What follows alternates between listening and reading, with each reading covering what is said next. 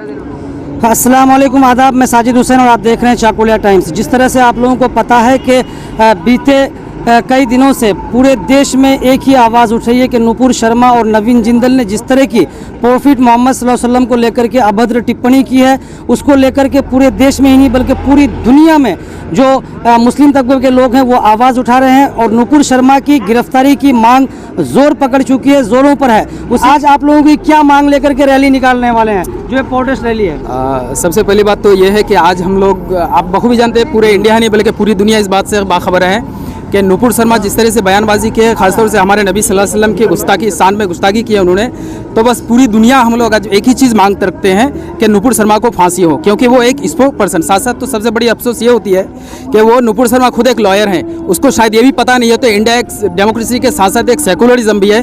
Secular country में वो इस तरह की बयानबाजी करते, किसी मज़हब को आरे में लेकर बात करना, तो ये हम लोग चाहते हैं कि आज हम लोग मनोड़ा हाई स्कूल, मनोड़ा गाँव, ये मनोड़ा में ये हैं और इलाके में हम लोग चाह रहे थे, लोगों को जितनी बड़ी खबर थी उतना तो हम लोग कर नहीं पाए चूँकि प्रशासन की तरफ से, और साथ साथ हम लोग वेस्ट बंगाल गवर्नमेंट की भी जो इज्जत करते हैं और उनकी जो ऑर्डर निकाली है कि भाई कहीं प्रोटेस्ट बहुत ज़्यादा नहीं करने, तो हम लोग नहीं चाह रहे कि उनके हम लोग खिलाफ काम करें।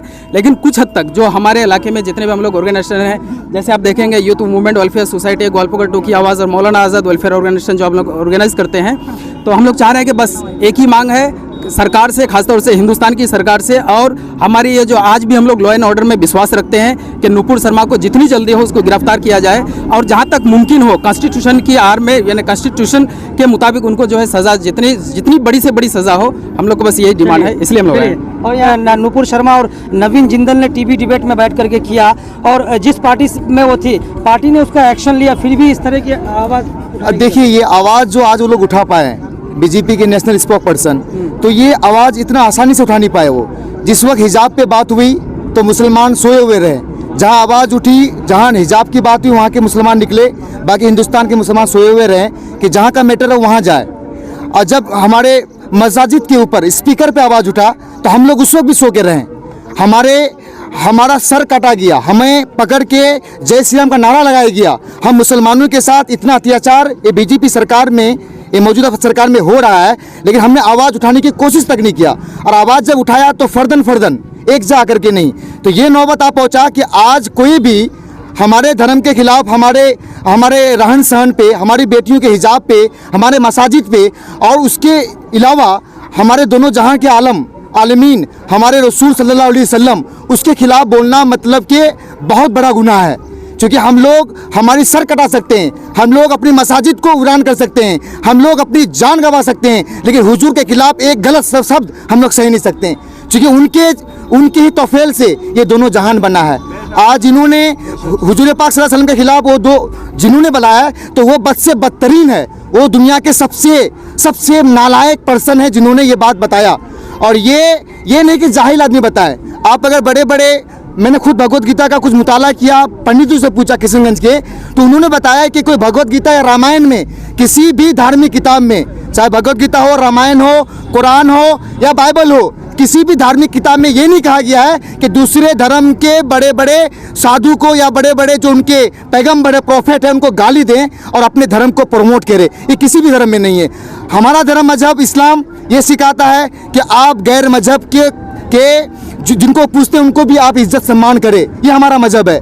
हमारे हुजूर पाक सल्लल्लाहु अलैहि वसल्लम सिर्फ मुसलमानों के लिए नहीं, रहमतुल लिल आलमीन है। हमारे हुजूर पाक सल्लल्लाहु अलैहि वसल्लम पूरे दुनिया के लिए नमूना है। अगर उनकी सीरत आज के नौजवान, आज के आलिम, आज के गैर मुस्लिम आदमी पढ़े तो उनसे बड़ा आइडियल इस दुनिया में ना पैदा हुआ ना पैदा होंगे। तो नुपुर शर्मा और नवीन जिंदल ने जिस तरह की टिप्पणियां की हैं टीवी चैनल में बैठ करके, उसके लिए आप क्या मानते? उसके लिए हिंदुस्तान में आवाज़ तो उठ रही थी, लेकिन लोगों ने, बीजेपी सरकार ने उसको दबाने की कोशिश किया, लेकिन ये आवाज़ चूँकि हुजूर पाक सल्लल्लाहु अलैहि वसल्लम सिर्फ हिंदुस्तान पार्टी से बर्खास्त किया गया, लेकिन मैं आपको बता रहा हूँ कि हिंदुस्तान के मुसलमान ने आवाज़ उठाया।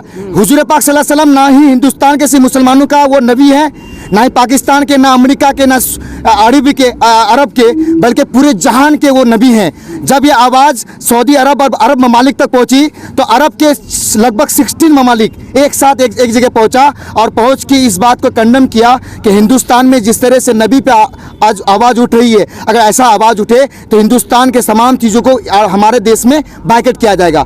क्योंकि कल परसों ही बैठा था पूरे जितने भी 16 अरब ममालिक है, उन लोगों के बड़े बड़े अहदेदार उन्होंने बैठ के मिलाया कि पहले हम लोग बीजेपी सरकार के जो प्रेसिडेंट हैं और यहाँ के जो बड़े बड़े कार्यकर्ता हैं उनसे बात करेंगे। अगर जवाबदेही नहीं दे, अगर नुपुर शर्मा और उनको अगर अरेस्ट ना कराया जाए, अगर सख्त से सख्त कार्रवाई न किया जाए, सिर्फ हिंदुस्तान में नहीं, हिंदुस्तान से बाहर भी इनके खिलाफ एक्शन लिया जाएगा।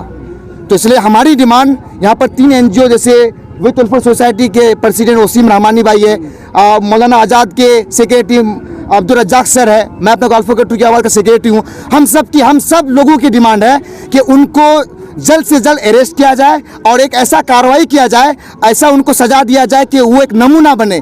कोई भी हुजूर पाक सल्लल्लाहु अलैहि वसल्लम के बारे में बोलने से पहले वो 100 बार सोचे कि किसके बारे में बोल रहे हैं। चलिए, बहुत बहुत शुक्रिया। हमारी मांग तो ये है कि नुपुर शर्मा को जल्द से जल्द गिरफ्तार किया जाए, क्योंकि ये हमारे नबी हजरत मोहम्मद सल्लल्लाहु अलैहि वसल्लम के जो शान में जो गुस्ताखी की है ये नाकाबिल बर्दाश्त है। हम हर कुछ बर्दाश्त कर सकते हैं, लेकिन अपनी नबी की शान में कुछ जर्रा बराबर भी बर्दाश्त नहीं कर सकते।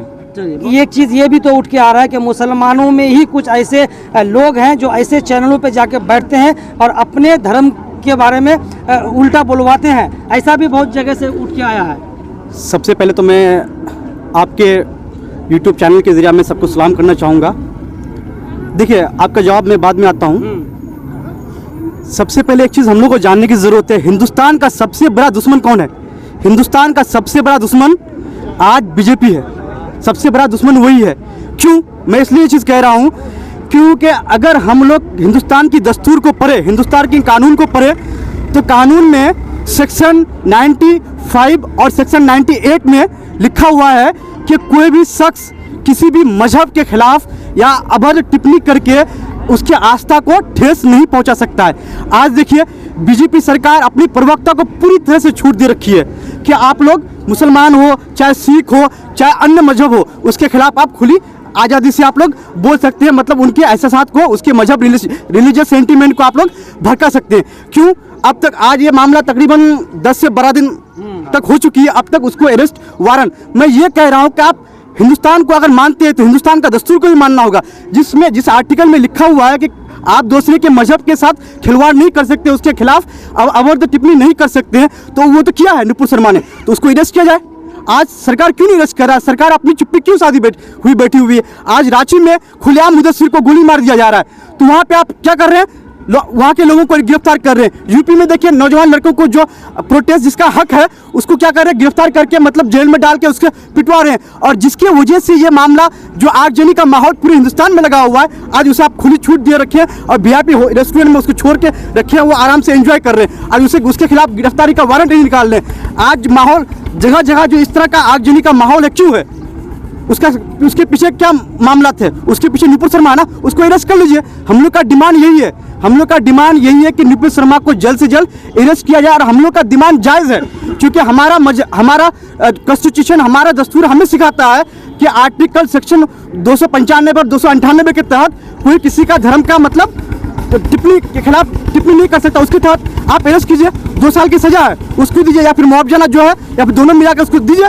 मगर सरकार उस पर टोटली चुप्पी साधी हुई, क्यों ना कि सरकार भी चाहती है कि हिंदू और मुस्लिम के सेंटीमेंट को भड़का के रखे, ताकि यहाँ पे उसकी वोट बैंकिंग की राजनीति होती रहे और हम लोग सत्ता में हमेशा काबिज रहें। बट ये ज़्यादा दिन तक चलने वाली नहीं है, क्योंकि लोग धीरे धीरे इनकी मतलब जो मनसूबाबंदी है समझ रहा है। ये मनसूबाबंदी कहाँ है? RSS में जो पनप रहा है ना, आज सबको मतलब समझ में आ रहा है कि ये मनसूबाबंदी कहाँ से पनप रहा है। देखिए, मुसलमान मजहब में ये सिखाया जाता है बच्चों को, जब मकतब में हम दाखिल करते हैं तो वहाँ पर ये सिखाया जाता है हमें कि आप दूसरे के मजहब के खिलाफ ऐसा बात ना बोले जो मतलब उसको चोट पहुंचे। हम लोग को यहाँ तक ये सिखाया जाता है, मगर आज RSS में क्या सिखाया जाता है कि मुसलमान के खिलाफ अपनी आवाज को क्या करो, बुलंद करो और उसे उल्टा पुल्टा बातें क्या करो। आज हम लोग मुसलमान कौम हमारे हजूर सल्लल्लाहु अलैहि वसल्लम को आइडियल मानते हैं, और हमारे आइडियल के खिलाफ जो आपने गलत लफ्जों या अल्फाजों का इस्तेमाल किया, हम लोग इस पर चुप नहीं बैठेंगे। अगर नुपुर शर्मा को जल्द से जल्द अरेस्ट नहीं किया जाता तो इससे भी ज़्यादा बड़ी तादाद में हम लोग प्रोटेस्ट करेंगे इंशाअल्लाह।